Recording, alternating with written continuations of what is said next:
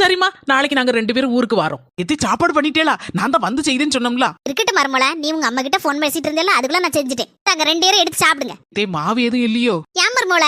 இல்லத்தே, என்னைக்கு எங்க வீட்டுல காலையில டிஃபன் தான் செய்து சாப்பிட்டு பழக்கம். சோறெல்லாம் ஒரு நாளும் சாப்பிட்டு பழக்கம் இல்ல. அதனாலதான் கேட்டதே, வேற ஒண்ணு இல்ல. ஐயே, மாவு எல்லாம் தீந்துட்ட. ஹோட்டல்ல வேணா உனக்கு பூரி வாங்கிட்டு வரட்டா சின்ன பொண்ணு? வேண்டாங்க, பரவாயில்ல, சாப்பிட்டுக்கிட்டேனா. என்னைக்கு சாப்பிட்டு பழக வேண்டியதானே. நாளைக்கு எங்க வீட்டுக்கு தானே போறேன், நம்ம இஷ்டப்படி சாப்பாடு சாப்பிட்டுக்கலாம். வாங்க மாப்பிள்ள, வாமா வாமா. ஊர்ல அம்மா எல்லாரும் சௌக்கியம் தானே? ஆமாதே, எல்லாரும் நல்லா இருக்கும். நாங்க சாப்பாடுலாம் ரெடி ஆயிட்டு வந்து சாப்பிட வாங்க. ஏமா, இன்னைக்கு என்ன ஸ்பெஷல்? மாப்பிளைக்கு பிடிச்ச மட்டன் குழம்பு வச்சிருக்கம்மா.